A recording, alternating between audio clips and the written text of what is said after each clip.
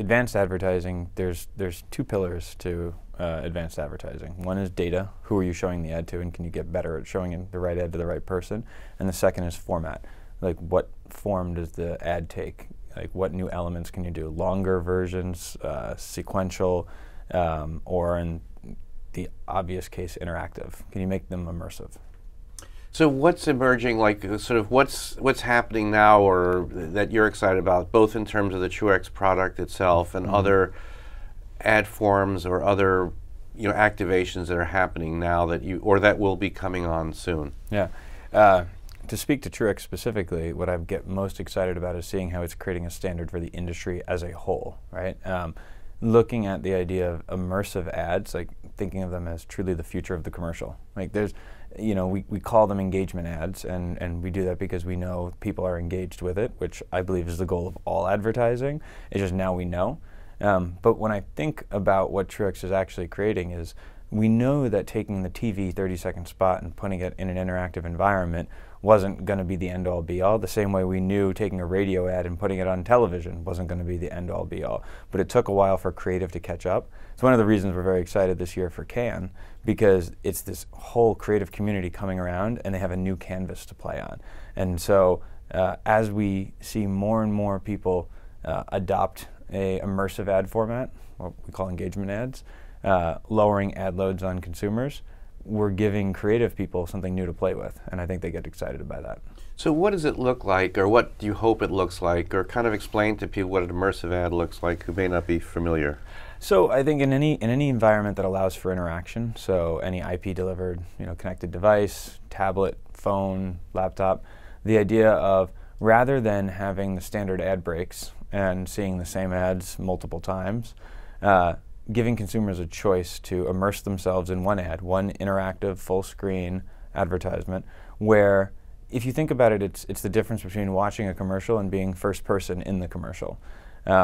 So it can be as simple as interacting and designing your own car or checking out the features of something.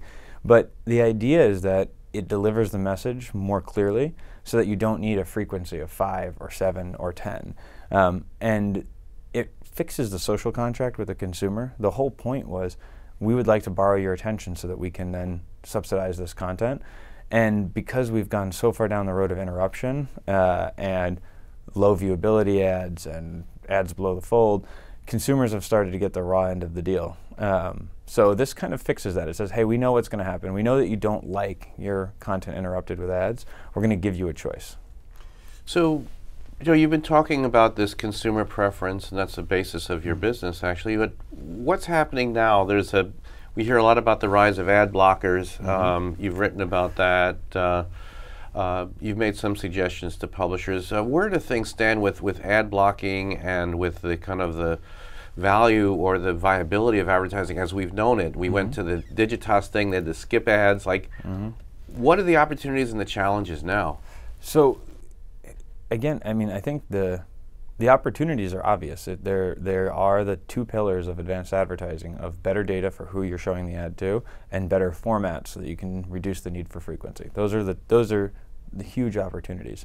They're being counterbalanced by the fact that consumers have more choice and earn more command. The value of their attention is at an all-time high. I can literally watch anything I want at any time I want, which means that the value of my time is much higher than it's ever been.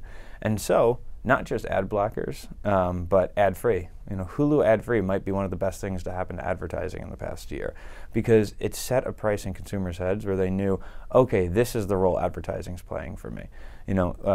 Something that we talk a bit about is, even consumers who did not opt for the Hulu ad-free option began to understand the value of the ads even more. So just giving them the option, even if they don't take it, starts to reset some of our relationship with consumers and advertising.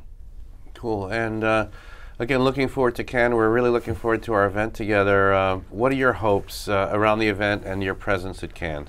Yeah. So again, the thing for Cannes for us is, if we're going to set a new standard, if we're going to start respecting consumers' time, we need to do more with less. We can't say, okay, we'll make an ad and then we'll just shove it in front of them as many times as we can. We have to say, we'll give you a consumer's undivided attention once, do the work there. And so that means drawing with a new canvas or drawing on a new canvas. So you not just have sight, sound, and motion, you now have sight, sound, motion, and interaction. And what is a first-person commercial? What is an immersive commercial? You know, the first television commercial was the Bulova. It was a static Bulova ad, and it had a voiceover, and it just said, "America runs on Bulova time." And that was because that was their print ad and their radio ad mashed up.